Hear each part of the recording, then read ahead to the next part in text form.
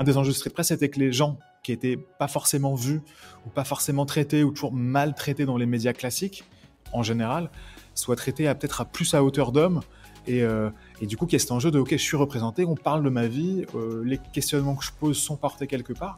Donc il y a aussi un lieu qui me représente pour le débat. C'est une des fonctions des médias de représenter la population, les communautés au sens noble du terme, et de porter les débats et les questionnements. Donc cette mission-là, elle est impliquée de l'accès libre. Et du coup, ça nous a rajouté peut-être des contraintes aussi, mais c'est ce qui fait évoluer le média.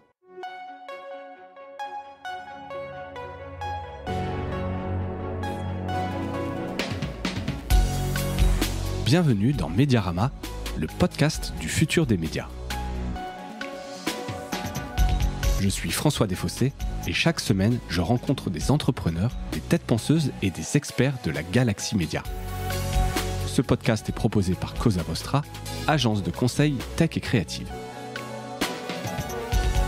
Retrouvez-nous sur cosavostra.com.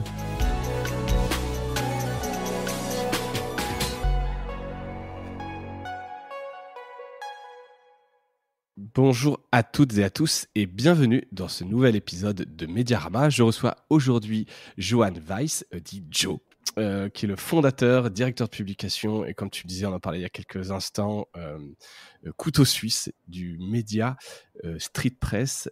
Joe, bienvenue et merci d'avoir accepté cette invitation. Salut. Alors voilà, j'ai dit Street Press, alors j'ai dit média, c'est un média pure player. Je suis vraiment content. C'est un moment que je voulais quand même faire cet épisode et je sais que tu as un agenda qui est bien occupé et donc là tu as pris le temps et je trouve ça très cool. Donc on va pouvoir aujourd'hui un peu découvrir tout ce que vous faites chez Street Press et mettre en avant ce beau média dont j'ai déjà parlé, j'ai relayé, je crois quand vous avez fait des campagnes de financement. Donc voilà, je suis très content. Joe, je te propose le premier temps de l'épisode, c'est toujours un peu cette carte d'identité. Est-ce que tu peux nous dire depuis quand existe Street Press ? Street Press, ça s'est lancé à la toute fin de l'année 2009. Je crois de mémoire le 9 décembre, si je dis pas de bêtises. Et du coup, on se souvient toujours de ces premiers moments d'un média où il y a que 3-4 articles en ligne, énormément d'attentes sur ce qu'on va lancer, et puis le média qui sort en ligne, quoi. Et on avait même acheté le nom de domaine Street What's Next pour que les gens devinent ce qui allait se lancer. Déjà un truc un peu marketing pour créer un petit peu de teasing, voilà. On était 3 journalistes, un dev génial, un illustrateur graphiste qui avait fait la maquette complètement très fort aussi, dans un bout de local dans le 19e arrondissement à Paris. Et c'est un peu comme c'était la même période de l'année qu'aujourd'hui.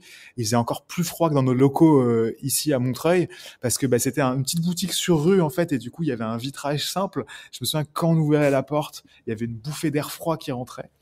Alors je sais pas quel est le délai entre l'enregistrement du podcast et sa diffusion, mais sache qu'aujourd'hui il fait très froid.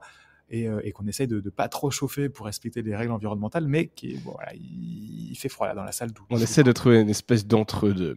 Donc de 2009, un peu de 13 ans maintenant, puisqu'on est en début d'année, et vous êtes toujours là. Ça, tu vas nous expliquer justement après un peu le modèle. Je continue un peu d'abord sur la carte d'identité. Comment vous fonctionnez aujourd'hui ? Combien de journalistes, de pigistes ? C'est quoi un peu le mode de fonctionnement de Street Press ? Street Press, c'est un site d'infos en ligne où on essaye de sortir que des reportages ou des enquêtes exclusifs. On va pas traiter ce qui est traité ailleurs. Et une chaîne YouTube qui a cette même logique d'exclusivité en termes d'histoire qu'on raconte, mais qui va être plus sur les questions de société et de raconter en images la France et la jeunesse d'aujourd'hui.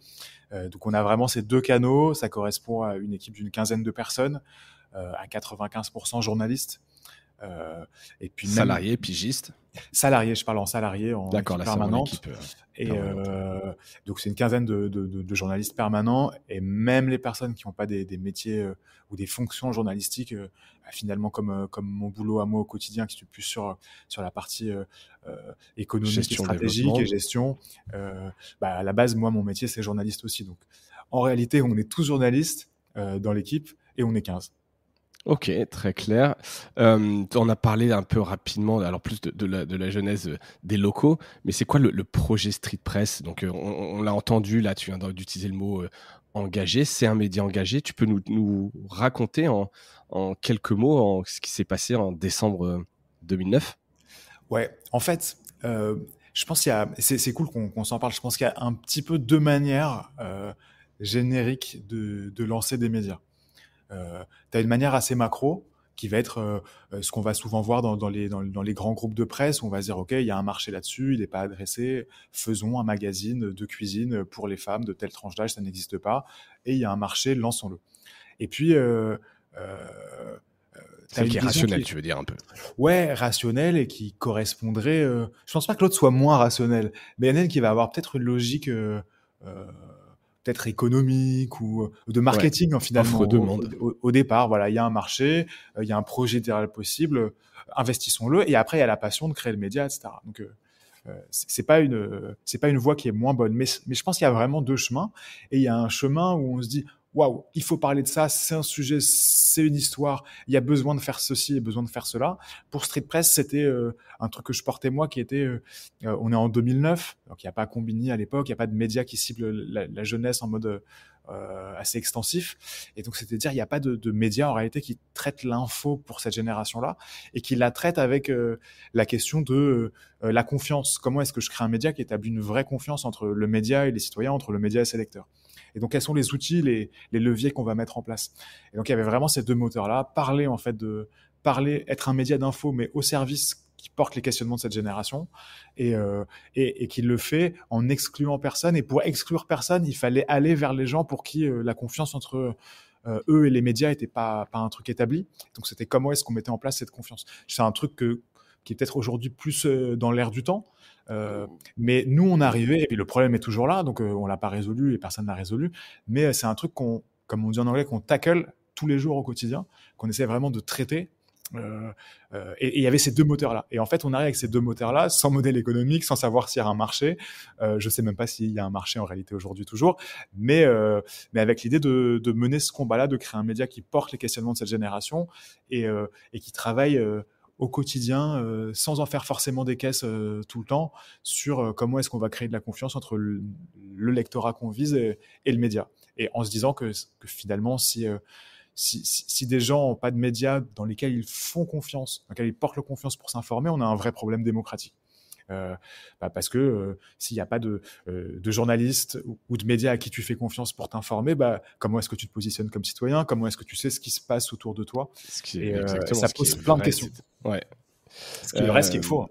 Ouais. Et ce qui est fou, c'est de se dire que donc ça, c'est en 2009 et que là, c'est on ne peut plus d'actualité. Alors j'ai l'impression même, alors c'est pas que vous avez mal fait votre travail, c'est qu'il faudrait d'autres street press ou des street press plus gros, mais j'ai l'impression que le problème c'est encore aggravé cette dernière décennie, non? Sur Je la pense qu'on a... pour des jeunes avec les médias. Ouais.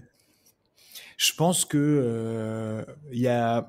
Moi, quand je démarrais Street Press, on nous appelait souvent un peu dans des panels ou dans des lieux de débat où les gens disaient qu'il fallait éduquer les gens ou éduquer les jeunes aux médias et à l'information. Et le but, c'était finalement que des jeunes de 17 ou 25 ans ouvrent Le Figaro, Libération ou d'autres médias dont la moyenne d'âge du lectorat était d'une soixantaine d'années. Et je pense que la logique, elle était mauvaise pendant pas mal d'années. La logique était de dire on va éduquer les gens aux médias, on va leur apprendre à lire Libération, à lire Le Figaro. Peut-être qu'on va leur apprendre, mais en fait ils le savent déjà. La réalité, c'était que les angles, la manière dont l'info était traitée les concernait pas, et les intéressait pas. Et d'ailleurs, c'était écrit pour des gens qui étaient leurs grands-parents. Et là, on en revient aux fondamentaux que je dénigrais pas du tout juste avant, mais du marketing, qui est que si tu veux créer un média pour quelqu'un qui a 20 piges par exemple, déjà c'est compliqué parce que c'est pas le marché qui a le plus d'argent quand tu crées de l'information, mais c'est surtout que tu vas pas traiter les mêmes sujets, tu vas Il faut sur des des angles sujets qui différents concernent et des tout le monde, supports apporter différents des aussi. angles, il y a un vocabulaire, la confiance tu la gagnes pas tout de suite, donc c'est plein d'ingrédients et plein de choses qui font que la logique était très soviétique au final, quand on disait il faut éduquer les jeunes à l'information et leur filer des abonnements gratuits. Moi, j'étais abonné au Monde quand j'étais au lycée. Je me souviens, en seconde, j'avais eu pour mon anniversaire 1 an d'abonnement au Monde. J'étais comme un fou. Mais ça, c'est pour des geeks de l'information. Dans la vie quotidienne, on a besoin de médias qui posent les questions qu'on se pose nous. Quand on parle, je sais pas, des questions de logement, dans la presse classique, ça va être est-ce que les parents vont devoir être caution de leurs gamins qui sont étudiants, qui doivent avoir un logement. Nous, ça va être l'inverse. Est-ce que vous allez devoir demander à vos parents d'être caution pour votre appart? Ça change pas grand-chose, mais ça change Non, mais tout. c'est l'angle, l'incarnation, et puis je le disais aussi, les supports, mais ça, on y reviendra un peu. Carrément. Donc, tu l'as dit, vous êtes donc un média indépendant. Et donc vous adressez à une audience qui n'est pas forcément celle qui dépense le plus pour les news et qui n'est pas forcément la plus fortunée. C'est quoi aujourd'hui vos principales sources de revenus? Ouais, en fait, on est passé Est-ce que vous êtes rentable? On est condamné à être quasiment à l'équilibre chaque année. Parce que étant un média indépendant sans actionnaire derrière, en fait, si on perd trop d'argent, on ferme. C'est assez mécanique. C'est-à-dire que on n'a pas quelqu'un qui va remettre de l'argent sur le compte, comme ça peut être le cas pour des grands groupes ou des pure players en ligne qui ont des gros actionnaires derrière eux. Ou des très gros mécènes. Tout à fait. Et tant mieux pour eux, parce que je pense il faut de l'argent pour faire de la bonne information. Donc, tant mieux aussi que des médias aient de l'argent. C'est pas le souci. Mais nous, on est condamnés chaque année à l'équilibre. Parfois, ça impose des sacrifices. Je veux dire, l'échelle des salaires, typiquement, Street Press, elle est beaucoup plus basse que ce qu'on peut avoir dans d'autres médias de taille équivalente. Mais on est contraint à l'équilibre. Aujourd'hui, nos revenus, ça va être en fait, c'est le résultat des paris de ces dernières années, parce que les premières années, le site était accessible totalement gratuitement et on avait un modèle économique qui était pas franchement évident. Aujourd'hui, il est beaucoup plus facile à expliquer. Grosso modo, sur notre budget de l'année dernière ou de celle d'avant, on a un tiers des revenus qui correspondent aux dons des lecteurs, un petit peu plus, un petit peu moins, et ça va en se développant. C'est quelque chose qu'on a lancé il y a 3 ans, donc c'est vraiment un pari qui est remporté, parce qu'au bout de 3 ans, c'est un tiers de nos revenus, le soutien financier des lecteurs, donc c'est vraiment bien. Pardon, pour être précis, c'est des dons ponctuels qu'on peut faire. On va sur le site, en haut à droite, on est de Street Press et c'est un don ponctuel. Exactement, don ponctuel ou mensuel, mais ça, l'idée, pas c'est corrélé à quoi que ce soit. Il n'y a pas corrélé à quoi que ce soit derrière. Le média est en accès libre pour tous, avec cette volonté de départ de, justement, si les gens qui ont le moins d'argent n'ont pas accès à une info de qualité, comment est-ce qu'on leur apporte cette information dont ils ont besoin? Donc, que le média soit en accès libre pour tous, et du coup, à prix libre pour ceux qui en ont les moyens. Et cela étant dit, ça veut dire que on a aujourd'hui un tiers de nos revenus qui correspondent à des dons récurrents ou ponctuels de quelques milliers de lecteurs qui nous soutiennent du coup en faisant des dons défiscalisés, et ça apporte beaucoup à notre modèle, je pense. Le deuxième levier, ça va être des revenus plus commerciaux, au sens de la publicité qu'on a un petit peu sur le site, du brand content qu'on a un petit peu sur le site, sur des thèmes sur lesquels on est à l'aise de bosser. La pub arrive aussi par YouTube, évidemment, et aussi on a un studio vidéo qui va produire souvent pour des projets qui nous semblent intéressants aussi, des ONG, des médias qui évoluent dans notre univers, ou des PME, ou des petites ou des grosses boîtes d'ailleurs aussi, pour lesquelles on va produire de la vidéo. D'accord, donc là, c'est pas du brand content, c'est plus une mise à disposition de vos ressources. Vous sous-traitez des projets vidéo avec vos équipes et vos outils. Ouais, souvent c'est des équipes. On va avoir l'expertise chez nous. On va aller chercher des freelances en plus pour pas déshabiller la rédaction qui a déjà beaucoup de boulot. Et c'est notre source de revenus de départ. C'est-à-dire qu'au départ, c'était notre source unique de revenus. C'est vraiment comme ça qu'on a démarré, et ça nous a permis aussi de tenir le temps d'avoir une vraie audience, une communauté qui nous soutienne et qui comprenne le sens de ce qu'on faisait, pour pas avoir dans les premières années à faire de la course au clic, à faire des grosses audiences, à faire des articles qu'on voulait pas faire, et donc de grandir petit à petit. Ça nous a permis de tenir ce modèle-là. C'est un modèle qui est pas évident et qu'on maintient encore aujourd'hui, parce que il assure une diversité de revenus. C'est important de pas mettre tous nos œufs dans le même panier, si on veut être encore là dans les prochaines années. Le troisième tiers, ça va être de la subvention publique ou du mécénat. D'accord. Donc effectivement, ne serait-ce qu'un enseignement, là, c'est diversifier un peu ses sources de revenus, pas dépendre, même si le Graal, c'est de se dire qu'on dépend de son audience uniquement, etc. c'est quand même plutôt sain aussi d'aller chercher d'autres choses, diversifier, et puis ça permet de rencontrer du monde, etc., etc. C'est vrai Euh, quand on a démarré, on avait un modèle économique qui était une grande question. Et ce qui était certain, c'était que les premières années, ça serait ni la publicité, puisque pour un média qui se lançait au début des années 2010, les revenus possibles, c'était l'abonnement. Nous, c'était pas possible parce que fermer l'accès à tous les contenus, ça aurait c'est été compliqué par rapport à votre suicidaire. ligne et votre manifeste sur lequel on reviendra. Enfin, en tout cas, t'es pas connu, tu te lances, c'était derrière un paywall, t'es peut-être condamné à jamais émerger. Bah ouais, et puis c'était même pas le projet éditorial en plus. Le projet, Ouais. c'était vraiment que ces sujets soient accessibles à tous. Tu vas parler je sais pas, d'un club de foot de réfugiés afghans qui jouent dans un championnat d'Île-de-France. Bah, s'ils peuvent pas voir le sujet t'as aussi l'enjeu de la représentation des gens dont tu parles. Ouais. Et un des enjeux de Street Press, c'était que les gens qui étaient pas forcément vus ou pas forcément traités ou toujours mal traités dans les médias classiques, en général, soient traités peut-être à plus à hauteur d'homme. Et du coup, qu'il y a cet enjeu de, OK, je suis représenté, on parle de ma vie, les questionnements que je pose sont portés quelque part. Donc, il y a aussi un lieu qui me représente pour le débat. C'est une des fonctions des médias de représenter la population, les communautés au sens noble du terme, et de porter les débats et les questionnements. Donc, bon, cette mission-là, elle est impliquée de l'accès libre. Et du coup, ça nous a rajouté peut-être des contraintes aussi, mais c'est ce qui fait évoluer le média. Exactement. Et puis ça reste un business, comme tu l'as dit, t'as pas le choix que d'être un peu à l'équilibre et donc de te creuser un peu les méninges pour trouver des modèles. On finit avec cette carte d'identité. Au niveau de l'audience et des lecteurs, lectrices, est-ce que tu as un peu quelques chiffres, un portrait type à nous donner? Ouais, la grosse info que moi je retiens tout le temps, parce qu'il y a plein de chiffres, c'est qu'on a 74% de nos lecteurs qui ont moins de 35 ans sur le site et sur notre chaîne YouTube. C'est intéressant parce que la moyenne d'âge elle a un petit peu glissé de 30 à 35 ans en 3-4 ans. Et en même temps, c'est assez rassurant en termes de l'inédito. Ça veut dire qu'on arrive à toucher notre lecteur. En termes de chiffres, on tutoie là les 300 000 abonnés sur la chaîne YouTube, ce qui, euh, ce qui nous donne encore des bons challenges de développement sur les prochaines années. Mais Ouais. je pense qu'on passe un cap là en ce moment sur YouTube.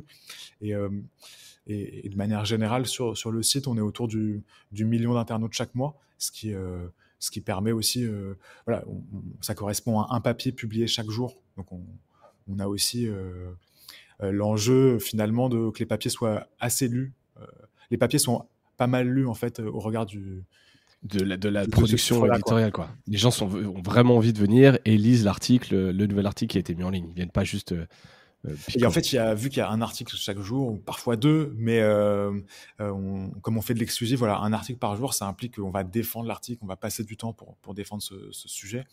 Et ça va être une logique presque de slow news, mais en même temps, parfois, on sort des enquêtes ou des trucs chauds aussi. Mais c'est l'idée de sortir que des papiers utiles. Si les autres sont déjà sur le sujet, on va passer notre chemin et se concentrer sur nos enquêtes ou nos papiers société. Ça, on va en parler justement. Juste sur l'audience, forcément, vous êtes créé, donc on le disait, il y a 13 ans.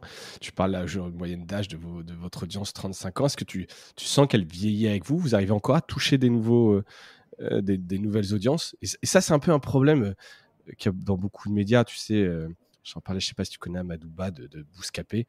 Médias de jeunes, lifestyle, culture urbaine, etc. Et en fait, bah, tu prends de l'âge, tu as ton audience qui t'est fidèle, mais c'est dur d'aller toucher un peu les nouveaux, je sais pas, les 15-20 ans. Est-ce que vous vous posez ces questions? Est-ce que vous vous challengez, vous, sur la manière dont vous anglez vos papiers pour être toujours pertinent? Ou est-ce qu'en fait, ça vous va bien d'avoir votre audience qui grandit ou slash vieillit avec vous? Je pense que l'enjeu, il est... Là, c'est le journaliste qui te répond, mais l'enjeu, il est dans les sujets qu'on va traiter et nos angles.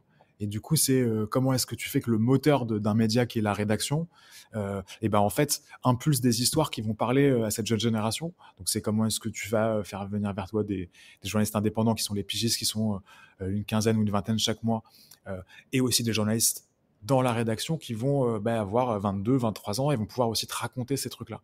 Et comment tu fais grandir ces journalistes avec toi pour les former, mais surtout comment est-ce que tu fais pour avoir leurs histoires et pas pousser tes histoires de trentenaire dans le média, quoi. Donc l'enjeu, il est là, il est que ton moteur, il soit toujours alimenté, que la rédaction c'est toujours alimentée par ces histoires-là qui vont faire que tu vas toucher ces jeunes. Je pense que la réponse, elle est édito. Et parlons de l'édito, justement, avec donc plutôt petite équipe, relativement à des gros médias. Comment est-ce que vous choisissez ces sujets-là et je dirais en préambule, alors moi j'avais noté que vous avez donc tes 2 cofondateurs, vous êtes 3, vous n'étiez pas journaliste. Toi, tu me dis que tu es de formation journaliste. Et est-ce que ça a quelque chose d'important dans la manière de choisir les sujets? Ouais, en fait, je pense que déjà pour pas se mentir, au début de Street Press, sur toutes les premières années, en fait, on n'avait presque pas de ligne éditoriale. On explorait des sujets, des thématiques qui nous semblaient importantes de traiter. Des coups de cœur que vous avez ou des... C'était la somme de ces obsessions, de ces thématiques qui faisaient une ligne éditoriale a posteriori. Aujourd'hui, on a réussi à mettre un peu de l'ordre dans tout ça, et ça se traduit par une rédaction où chaque journaliste a en charge un thème ou deux maximum, et va le creuser tout au long de l'année pour sortir de l'enquête, travailler avec des sources, aller raconter des histoires, trouver les personnages qui vont faire les prochains documentaires ou midi documentaires sur la chaîne YouTube. Donc en fait, c'est cette approche de journaliste qui fait que les histoires t'arrivent. Je pense que au fur et à mesure, on a réussi à créer un média de plus en plus crédible sur la publication d'informations exclusives et d'enquêtes. Et donc, on a une meilleure confiance de nos sources qui vont nous apporter des infos que parfois ils nous apportaient pas. Et nous, on va plus facilement et plus rapidement trouver des matériaux et du terreau pour sortir de l'enquête. Et sur un modèle de financement par les lecteurs, plus tu vas sortir d'enquête, plus en fait tu vas faire un travail journalistique de haute précision en réalité, plus tu vas avoir les lecteurs qui vont mesurer ton utilité et qui vont décider de te soutenir. Ça peut être pour de l'enquête ou sur un thème qui est important pour nos lecteurs. Ça peut être aussi pour des sujets où les lecteurs vont se dire « Ah, je suis représenté, c'est les seuls qui ont réussi à raconter avec finesse ce que je vis au quotidien ou ce que ma famille vit au quotidien. » Et puis, ça peut être aussi « Ah, mais ce sujet-là, il n'y a que Street Press qui pouvait le faire et qui a réussi à dresser un portrait ou à raconter ce pan de la société que j'avais jamais lu ailleurs et j'ai appris des trucs. Et donc, je veux soutenir ce média parce qu'il m'apporte des trucs. » Et donc, en fait, on rentre, depuis qu'on a lancé il y a 3 ans ce modèle économique de financement par les lecteurs, dans une logique super vertueuse où plus les journalistes, plus la rédaction, comme un peu corps collectif, va bosser, plus en fait on va avoir l'utilité, une vraie utilité. C'est quoi la valeur ajoutée d'un média? C'est ce qu'il va apporter à ses lecteurs en termes de surprise, d'information, d'enquête, d'agacement, de capacité parfois aussi à faire monter des sujets dans le débat public que le lecteur veut voir arriver. C'est ça la valeur ajoutée dont on va faire preuve au quotidien. Et plus on va réussir à faire ça, plus on va être soutenu par les lecteurs, plus on va pouvoir avoir des moyens, embaucher d'autres journalistes et mieux faire notre boulot. Du coup, on a réussi à instaurer ce cercle vertueux-là, et je pense qu'il fallait vraiment mettre la rédac au cœur du truc. Et comment vous les choisissez justement ces sujets avec la rédac? Est-ce que vous les passez un peu, vous avez des espèces de grilles d'évaluation? Parce que tu décris très bien ce système effectivement assez vertueux de ce qui va intéresser, qui engendre de la confiance, qui engendre donc du financement et donc des moyens, et la boucle est bouclée. Ça repose sur quoi le choix de ces sujets? C'est pas facile d'expliquer une ligne éditoriale de manière explicite. Je pense que y a très peu de médias qui vont pouvoir exprimer de manière limpide en fait qu'est-ce qui fait un bon sujet, qu'est-ce qui fait qu'on va avoir envie de le traiter ou pas.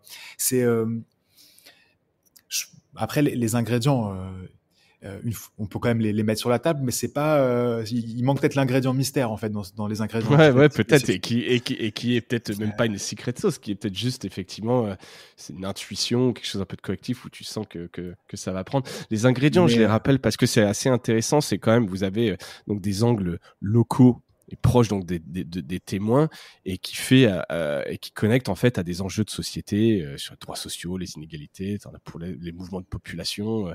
J'ai l'impression que c'est un peu ça les ingrédients qui font, alors peut-être pas la recette de succès, mais les ingrédients de vos papiers.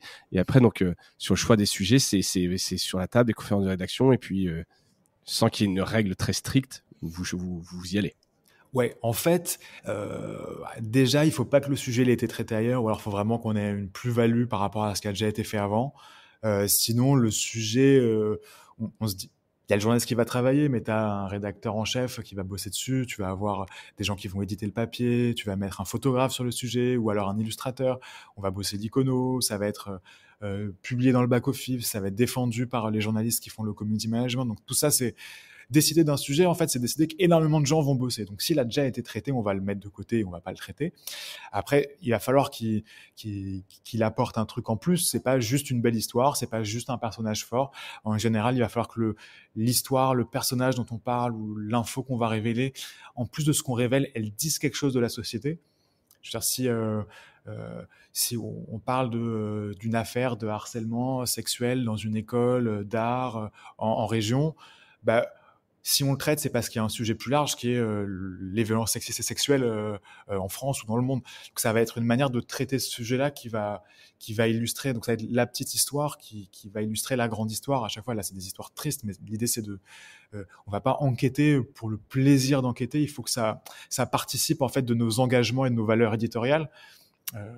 Et ça, c'est un truc qui est important. Parfois, dans le journalisme, on va peut-être être dans la performance journalistique sans que ça apporte quelque chose à la colonne vertébrale ou à la colonne éditoriale du média. Donc c'est ça aussi qu'on va aller chercher. Et pour construire ça, il faut quand même un gros jeu de ping-pong dans la rédaction. C'est-à-dire que je propose un sujet, en conférence de rédaction, on va me dire non, je vais retourner, moi, Joe, chercher des meilleures sources pour redéfendre mon sujet, je vais partir en reportage. Quand je vais revenir avec mon sujet, on va me le faire écrire. Alors je suis le fondateur du média, mais je verrai quelqu'un que j'ai formé va me dire comment le réécrire et je vais le réécrire. Et il faut avoir cette humilité-là aussi du ping-pong dans l'équipe où une rédaction, c'est des gens qui s'apportent des trucs, c'est pas que des égos surdimensionnés qui chacun vont sur leur ligne et leur truc. Donc on doit tous apprendre ensemble, on doit s'apprendre collectivement et du coup trouver les meilleurs angles, les meilleurs titrailles, le meilleur editing. C'est des choses qui se font avec une rédaction. Et c'est bête à dire, à l'heure le télétravail nous a causé quand même ce truc-là à un moment donné, en plein Covid, où l'ingrédient mystère que je te révèle maintenant, qui est en fait que la rédaction, c'est un groupe, et que c'est les interactions entre toutes les personnes qui créent ce petit truc en plus, et ça a été difficile pour nous de nous adapter au départ, quoi. Donc c'est vraiment je pense, un truc collectif, tout ce qu'on fait. Et il n'y a qu'à voir comment un journaliste va être réécrit par la personne qui va l'éditer, qui peut être l'inverse la fois d'après, parce que on peut prendre du recul sur le papier du collègue. Et en fait, on va le faire avec humilité. Si quelqu'un donne des conseils, on va les prendre, on va argumenter et on va sortir un truc qui sera mieux, quoi. Et je pense que c'est une des forces de notre petite équipe, c'est que on s'appuie vraiment sur ça. Au départ, on nous avait demandé les premières années de former des gens à comment animer une rédaction, etc. Et en fait, ça ressemblait à un brainstorming géant toute notre vie. Chose qu'on a un petit peu calmé parce que il faut aussi avoir du temps pour écrire et enquêter, mais il y a quand même ce truc-là de chercher le meilleur angle, le meilleur titre, le meilleur sous-titre, le meilleur chapeau, la meilleure exergue, la meilleure écono. Et ça permet aussi de se distinguer d'autres médias, d'avoir un peu la patte de Street Press versus des Mediapart ou des Blast, ce qui n'est pas toujours évident. Je le souligne parce que c'est assez rare. Vous avez publié votre manifeste sur le site. Merci de l'avoir vu. Ouais, non, mais on le voit bien dans le burger menu, mais il est assez intéressant. J'invite tout le monde à aller le lire. Voilà, des revendications qui sont vraiment assumées. Pour vous, c'est important. On sent l'engagement, hein, évidemment, dans tout ce que tu racontes, mais publier le manifeste, c'est une manière un peu de fixer dans le dur. Je pense que c'était le manifeste, pour un peu raconter l'histoire, c'était la première pierre pour essayer de savoir où on allait, en réalité. Pour nous, c'était le début de l'histoire de ces 3 dernières années. Parce que il faut pas se tromper aussi de qui on est, quelle est notre position. On est un média qui a des engagements, on est un média engagé. On n'est pas un média militant. On est un journal. C'est dur des fois de faire la distinction quand on t'écoute. Enfin, je veux dire, vous n'êtes pas militant, mais des fois, elle est assez mince, la frontière, non ?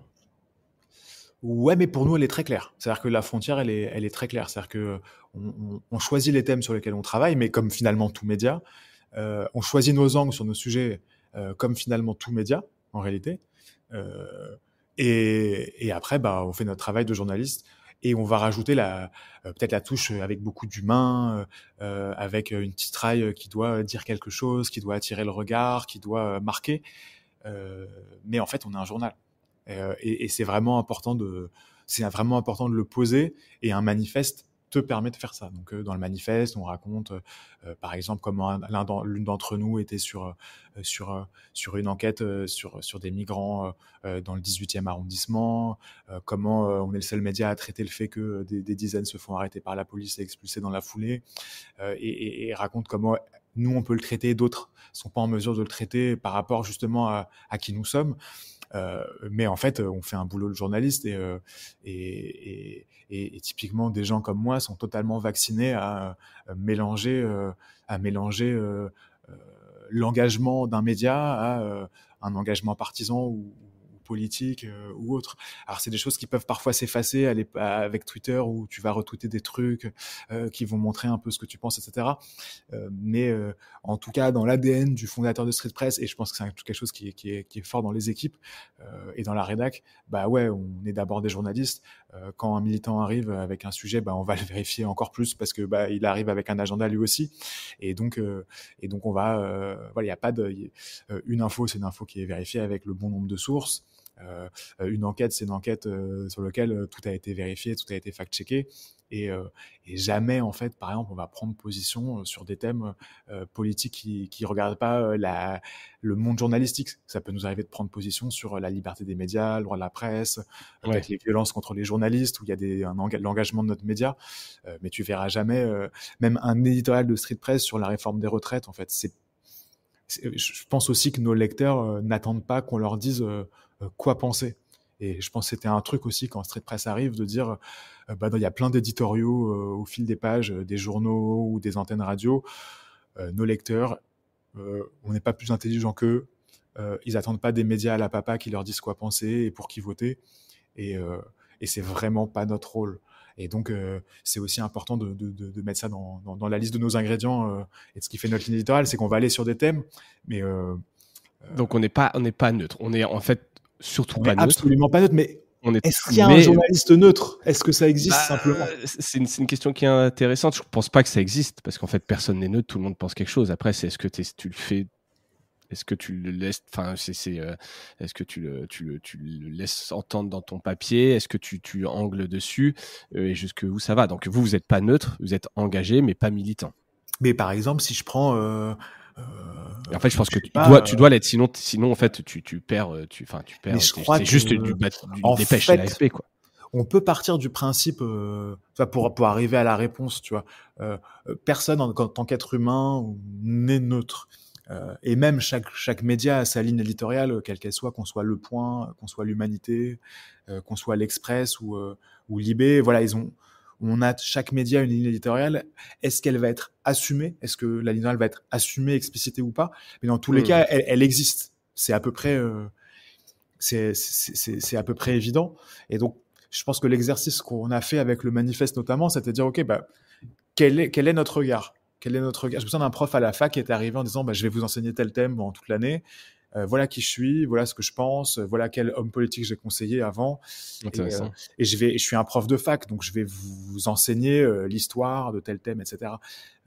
Mais sachez au moins qui vous parle et avec quel regard. Là, c'est un petit peu pareil. Vous ouvrez un journal et en fait, par transparence, on vous explique que voilà, nous, on va aller sur ces thèmes-là. Notre engagement, ça va être plus du côté avec ce regard-là.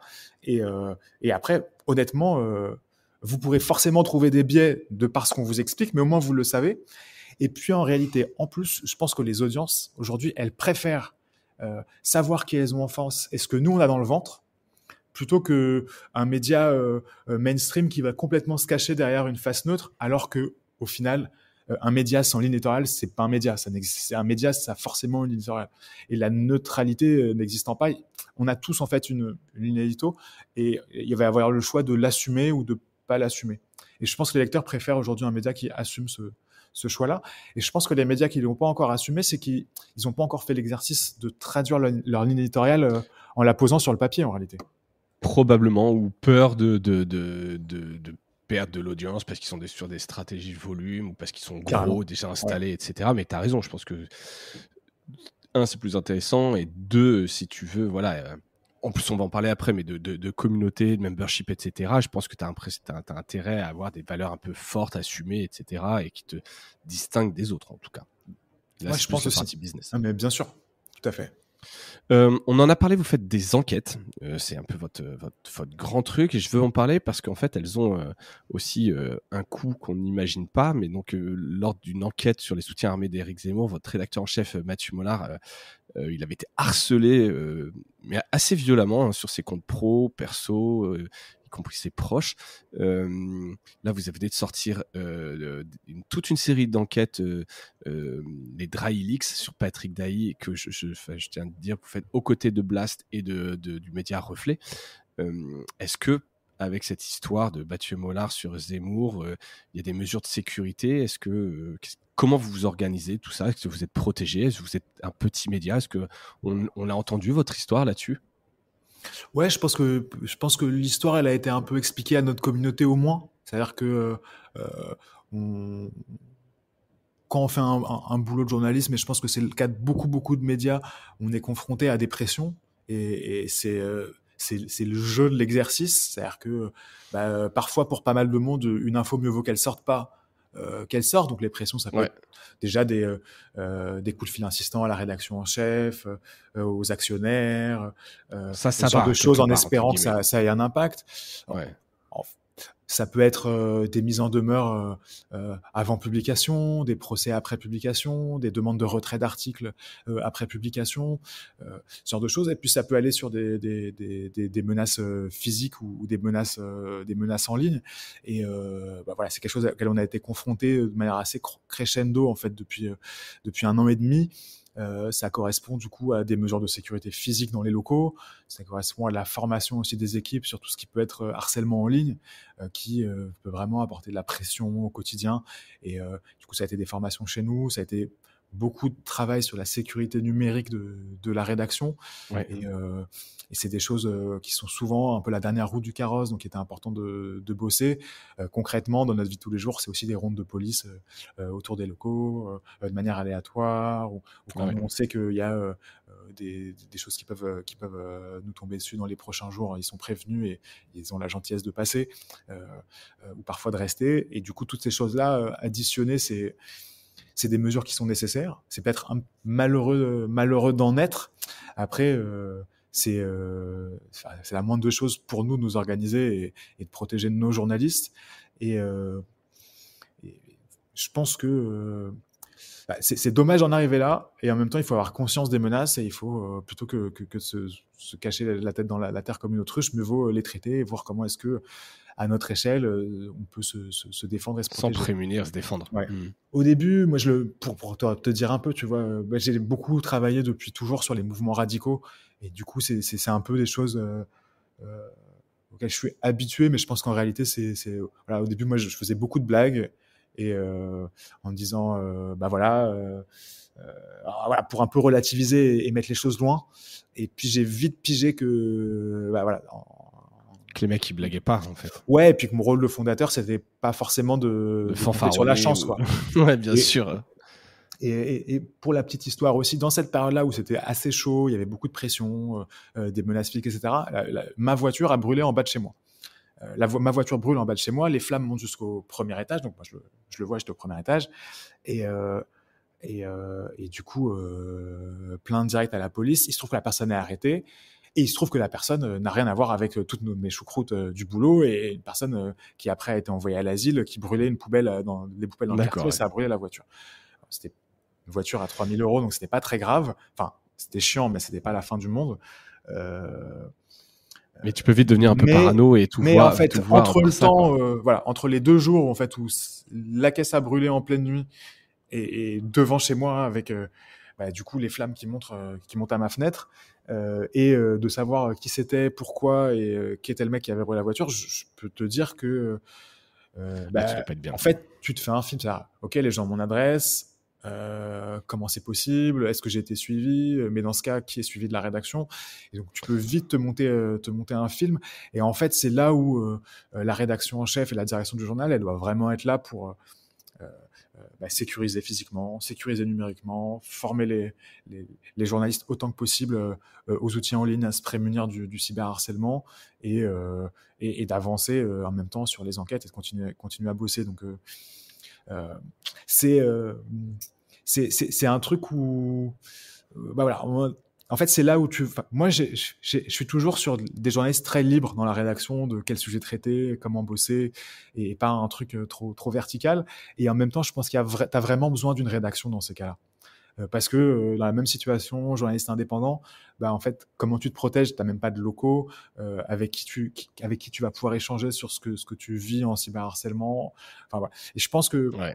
on a eu comme ça dans les années 2010 un truc du journaliste un peu qui était lui-même un média. Et en réalité, je crois vraiment à la force d'une rédaction. Je trouve que c'est fort en fait. Enfin, c'est ce qui fait notre différence. Je l'ai mentionné, mais sur votre dernière enquête, les Dry Leaks, alors pour la petite histoire, je crois que c'est des données qui ont été leakées, donc sont sorties dans le public par un groupe de hackers russes qui ont essayé enfin, qui ont fait du chantage à Patrick Dailly, donc il n'a pas dû payer cette rançon, et donc par vengeance, ils ont leaké ces documents, et donc vous vous êtes associé à Reflet et Blast. Est-ce que c'est pareil, là, ensemble, vous êtes plus forts? Est-ce que tu penses qu'un seul entre guillemets petit média indépendant, c'est pas suffisant pour avoir un petit peu de portée? D'où elle vient cette idée de s'associer avec ces deux autres médias? Nous, on est arrivé sur l'enquête sur les Dry Leaks parce que le tribunal de commerce avait demandé et jugé que le média en ligne Reflet devait cesser ses enquêtes et ses publications sur le sujet. Donc en fait, on est arrivé sur cette enquête d'abord par principe pour ne pas laisser un média indépendant seul confronté à ce dilemme qui était assez ahurissant, de dire on enquête, enfin on interdit à un média d'avance de publier des enquêtes sur un thème. C'était, je pense, en fait, c'est vraiment pour ça qu'on est arrivé sur. D'accord. Au départ, c'est une solidarité de médias indépendants à un autre en disant ce que vous faites, enfin vous êtes dans votre bon droit, et plus on est nombreux quelque part, et moins vite on pourrait nous faire taire. Complètement. En fait, on arrivait vraiment par principe en disant c'est inadmissible qu'on interdise à un média de publier de l'information alors qu'elle n'est pas encore publiée. C'est-à-dire que on peut condamner un média pour ce qu'il a publié, et ça c'est le droit français, c'est le droit de la presse, mais on peut pas interdire d'avance d'écrire un article qui n'est pas écrit. Ça, c'est pas le droit de la presse. C'est l'expression dont tu parlais tout à l'heure, quoi. C'est quand on applique le code du commerce à la liberté d'expression, ça crée des trucs un peu surprenants. Et je pense vraiment que pour nous, c'était important d'aller là-dessus. Et après, on est des journalistes et on nous met sous la main tout un tas d'informations qui font partie d'informations qui doivent être publiées, doivent être mises à la connaissance du public. Et du coup, nous, au fond, c'est à cette envie aussi de. Je crois que dans les Dry Leaks, il y avait donc c'est 400 000 documents, donc c'est plein d'informations économiques sur le groupe Altis, le rachat de Libération. Altis, c'est SFR, c'est BFM TV, c'est plein de choses. Donc il y avait plein d'histoires à raconter. Ce que j'ai trouvé finalement le plus fou et ce qui est le plus dur à défendre d'un point de vue juridique, c'était toute la vie d'ultra riches qui est raconté dans un des papiers, et la vie au quotidien, c'est assez rigolo. Quel est le train de vie d'un milliardaire qui en même temps va avoir des propriétés dingues avec des dizaines d'hommes de maison, mais qui va aussi rentrer dans des détails comme comment doivent s'habiller quelles robes doivent porter les employés de maison femmes, ou comment est-ce qu'on va réussir à négocier 10% de remise sur l'achat du barbecue qu'il a choisi. Et donc ça raconte aussi là où c'est peut-être le plus dur à justifier, mais on le justifie dans l'article, que ça correspond à un devoir d'informer quand on est sur des choses plus macro, sur les stratégies médias, etc. C'est assez logique que ce soit un devoir d'informer. Après, quand on raconte la vie d'un ultra riche, de la 50e plus grosse fortune mondiale, ça dit aussi quelque chose. Et puis c'est un peu poil à gratter, puis montrer un peu peut-être la déconnexion qu'il peut y avoir par rapport à la réalité. Mais effectivement, c'est je pense beaucoup plus intéressant d'un point de vue journaliste sur les dessous des deals, sur Libération, l'Express, etc. En tout cas pour la partie média. Ouais, il y a encore beaucoup de choses à explorer parce qu'on a 400 000 documents. Donc on a fait une saison 1 et là on prépare une deuxième série d'enquêtes toujours basée sur ces leaks. Des choses que vous découvrez au fur et à mesure, vous n'avez pas encore fini d'analyser. C'est ça. En fait, grâce à l'équipe de Reflet, qui sont une rédaction de geeks, on peut le dire, on a mis en place plein d'outils pour traiter ces documents, les rassembler entre eux, enquêter de manière collaborative entre 3 médias. Et donc, en fait, on découvre tous les jours des nouvelles histoires et de nouvelles choses, et il faut faire le tri. Le Monde a aussi bossé sur Célix. Les journalistes du Temps en Suisse ont aussi bossé sur Célix. Et du coup, c'est une masse un peu énorme d'histoires qu'on peut raconter à plein de médias, en réalité. Bon, écoute, top. Je voudrais maintenant, dernière partie, un peu qu'on parle, on l'a dit, de membership. Hein, vous avez un peu changé le modèle il y a 3 ans de ça. C'est quoi le membership à la street press? Parce qu'on en parle beaucoup dans les médias, tu sais, c'est après l'abonnement, c'est une notion un petit peu différente. Comment est-ce que toi, tu le définis? Nous, on définit le membership à Street Press comme un média à prix libre et en accès libre. Donc, on n'est pas sur un membership où l'accès ou des contenus vont être réservés aux membres, du coup aux members, dans membership. On va être vraiment sur un média en total accès libre avec du coup la possibilité, selon leurs moyens aux lecteurs, de nous donner de l'argent. Et selon le mode qui va les arranger le plus, donc un don mensuel, un don ponctuel. On ajoute à ça la défiscalisation de 66% du don. C'est quand même un moteur et au moins un outil, j'espère, pour avoir des dons plus élevés. Et c'est assez intéressant parce que je pense que derrière ce modèle économique, il y a 2 combats. Il y a le combat de laisser un média qui produit des informations, j'espère, de qualité en accès libre pour tous, même pour ceux qui n'ont pas les moyens. Et puis, c'est aussi un combat de solidarité. Ça va être ceux qui vont avoir les moyens, celles et ceux qui vont avoir les moyens de donner aux médias et de le soutenir, vont faire en sorte que le média reste accessible à tous, a priori gratuitement. Donc, cette logique de prix libre, on la connaît tous parce qu'on a tous été dans une soirée, un jour, un week-end, où l'entrée était à prix libre, ou alors à un concert les où on spectacles payait au chapeau. les musiciens au chapeau. Alors, un artiste qui se fait payer au chapeau, ça reste un artiste. Et bon, il a fait pas l'Olympia, mais c'est un artiste et peut-être qu'il fera l'Olympia. Et un média qui se finance au chapeau, puisque au final c'est ce qu'on fait nous. Je pense c'est pas moins un média, c'est pas moins un média. Non, et pourquoi pas faire un Olympia au chapeau, hein. Et on pourrait faire un Olympia au chapeau. Tu vois, peut-être qu'il y a des gens qui seraient prêts à payer vraiment très très cher et d'autres qui pourraient enfin y accéder sans avoir forcément les moyens de... Il faudrait regarder après ce qui est intéressant. Je sais pas si tu as des chiffres que tu peux... Mais est-ce que les gens ont tendance à donner un peu plus qu'un prix fixé? Nous, par exemple, on a mis ça en place chez Tétu. Pareil, un prix libre et les gens ont tendance à donner plus que le prix de l'abonnement fixe d'avant, parce que un média un peu engagé, communautaire dans le bon sens du terme, et voilà, les gens ont envie d'aider et donc donnent en moyenne plus que quand on avait un prix fixe. Est-ce que c'est des choses que tu vois, que tu ressens? J'ai pas l'info parce que nous, on n'a pas eu la phase. Donc, t'as jamais eu la phase prix fixe. Payante classique. Avant, c'était totalement gratuit en accès libre. Donc j'ai pas de comparable. Ce que je vois, c'est qu'il y a du coup, en parlant de petites ficelles marketing pour essayer d'avoir des dons un petit peu plus élevés pour financer le média. Je vois que Blast, par exemple, propose plus de choix de montants. C'est-à-dire que nous, on propose à nos lecteurs des choix de montants. Qui donne un biais en fait, parce que tu as l'impression que si tu acceptes celui-là, parce qu'on t'est proposé par la rédaction, alors que si c'est libre, peut-être spontanément, on devrait donner plus. Le média en ligne Blast, il propose pas de choix. C'est vraiment un prix libre où chacun rentre spontanément le montant qu'il donne. Donc, ça serait intéressant d'en parler avec eux pour voir ce que ça a impliqué en termes de montant des dons.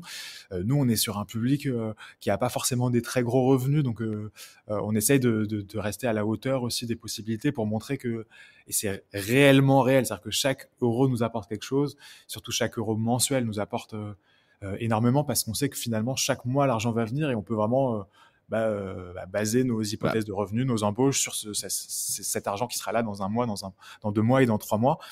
Donc, on a cet exercice-là qui est pas, qui nous fait mettre un petit peu une casquette de marketing en choisissant des types de paliers qu'on propose à nos lecteurs et à nos lectrices. Mais en réalité, je pense que c'est histoire de faciliter le don, que ce soit le plus simple pour elles et pour eux. Que ce soit pas un casse-tête de nous donner l'argent, et combien je peux leur donner, est-ce que 1 euro c'est utile? Oui, 1 euro c'est utile. Donc ça, il faut vraiment réussir à le dire et à le signifier. Mais après, toutes les bonnes décisions qu'on prend, c'est pas des bonnes décisions marketing, c'est des bonnes décisions journalistiques, c'est sortir la bonne enquête, celle qui va être utile pour nos lecteurs. Et ce membership là, je pense on l'a lancé il y a 3 ans, il nous a donné une grosse énergie chez nous. et il a remis les choses dans l'ordre à Street Press. C'est-à-dire que un tiers de nos revenus, c'est les dons des lecteurs. Sans les dons des lecteurs, on serait plus là aujourd'hui, ça c'est sûr. Et du coup, la personne à qui on doit le plus et pour qui on travaille quand on se lève le matin et qu'on arrive à la rédaction, c'est nos lectrices et nos lecteurs. Et ça, en fait, ça change tout pour un média. Je pense que si on prend un média pour qui... et là encore, c'est pas un mauvais choix. Mais quand un média va d'abord avoir en première source de revenus la publicité, bah, en fait, on se lève quand même beaucoup le matin en pensant aux annonceurs. Et donc, je pense que l'utilité sociale et citoyenne, elle n'est pas inexistante, loin de là, mais je pense qu'elle est... On a une utilité qui est plus faible parce qu'effectivement, l'intérêt de Nike, qui est aussi un annonceur de street press, ou d'un Adidas, ça va pas être le même que nos lectrices et nos lecteurs dont on doit raconter la vie, dont on va porter les débats, les questionnements, etc. Et puis on sait même que dans les hebdos, souvent, parfois, c'est le service market qui va essayer de pousser des trucs sur la une parce qu'on a un supplément sur tel ou tel thème pour aller chercher de l'annonceur. Donc c'est comme ça et c'est la réalité, c'est des super beaux magazines dont on parle, mais se lever tous les matins en se disant, bah voilà, ok, la première personne pour laquelle je travaille, c'est mes lectrices et mes lecteurs, pour nous c'est nouveau et c'est magnifique.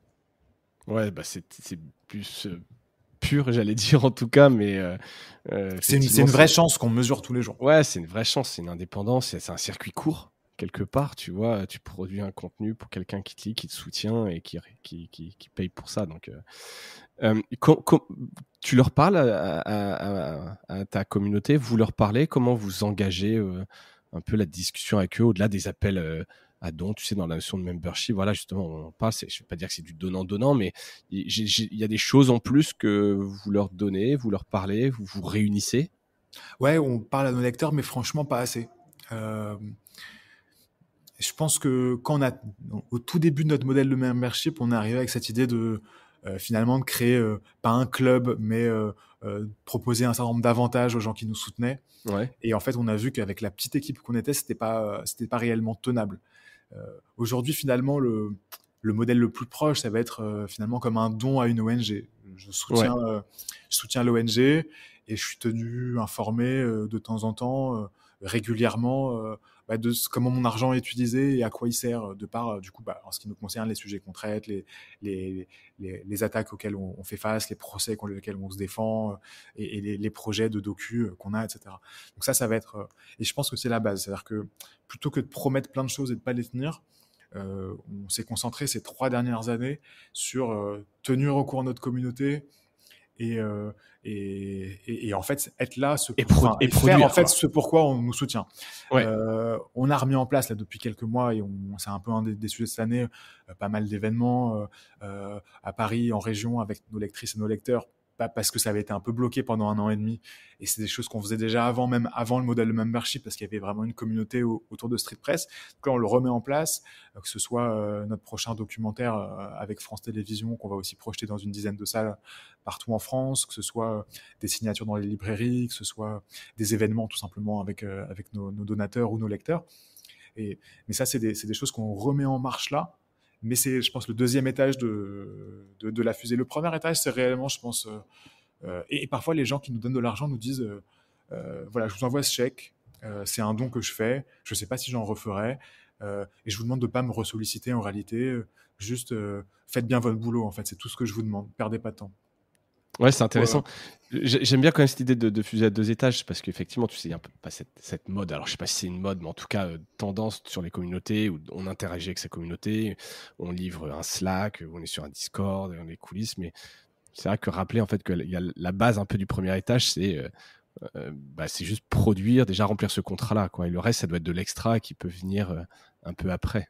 Ouais, et je pense qu'en fait, soit tu trouves réellement le truc qui est vraiment utile pour ta rédaction, pour ce que tu fais, et qui soit pas fake. Et dans ce cas-là, en fait, ça fait vraiment sens. Je sais pas si on prend Mediapart, le club de Mediapart a un succès dingue.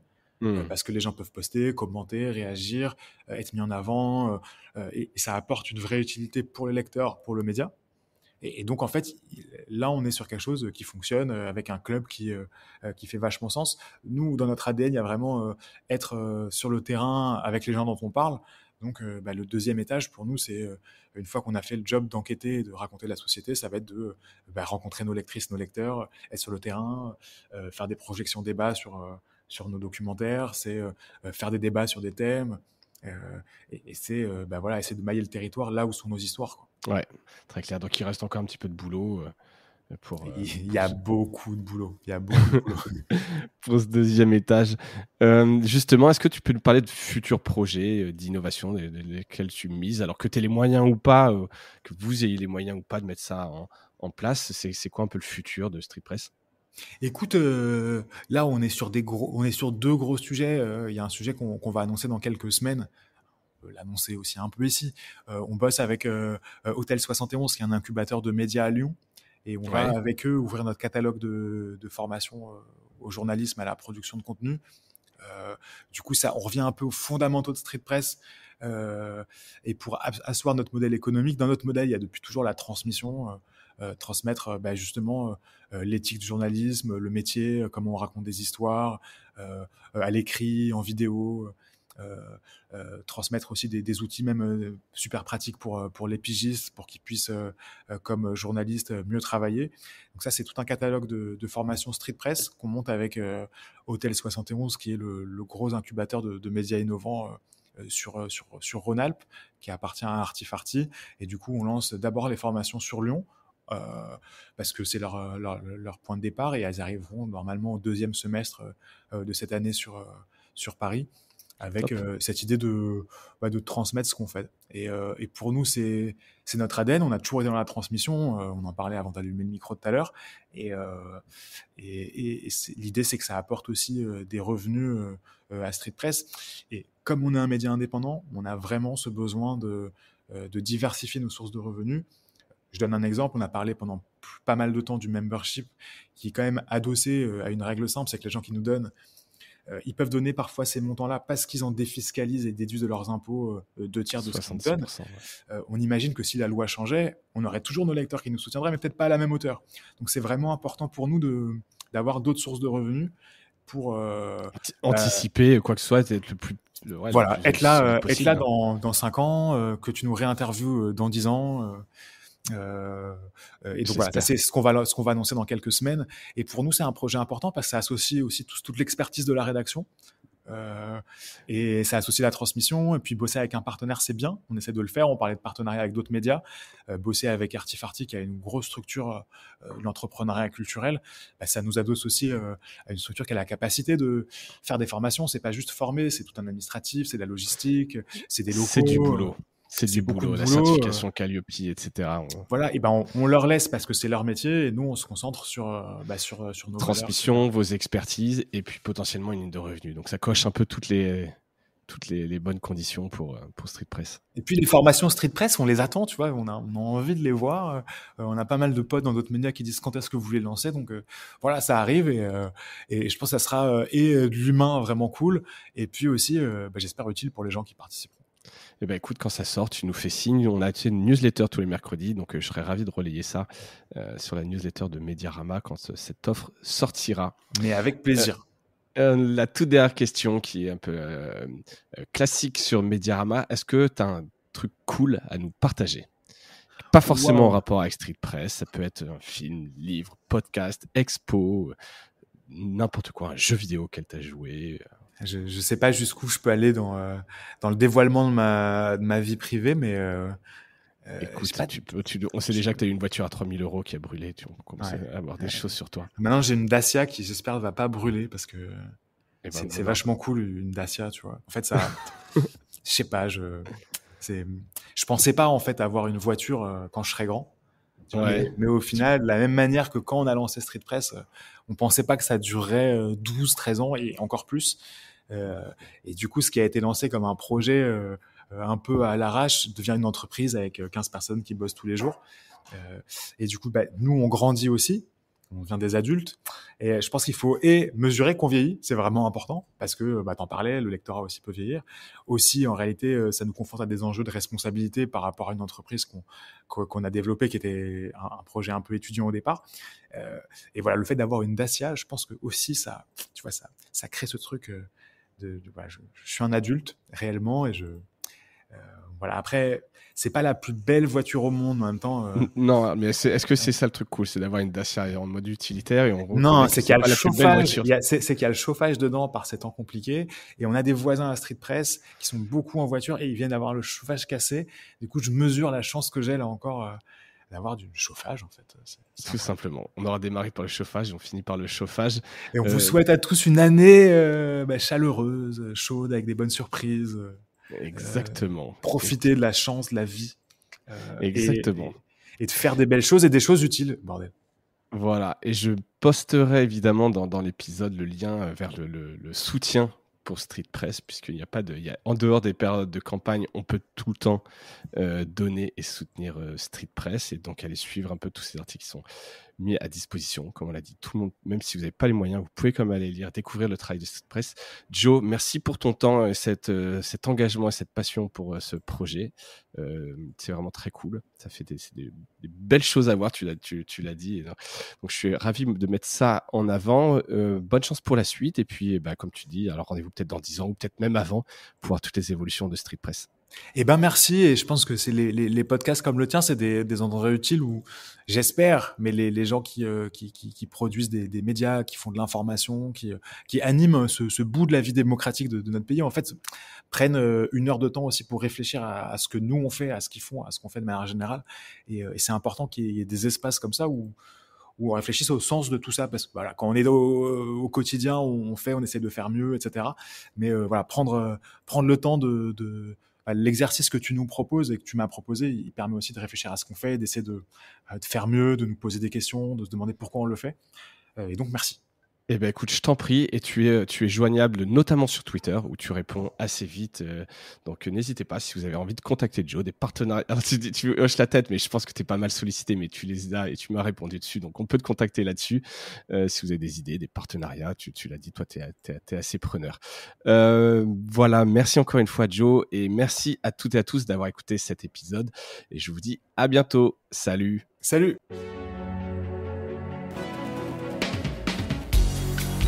Voilà, Mediarama s'achève.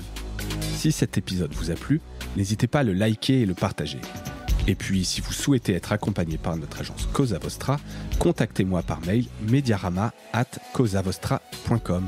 Portez-vous bien.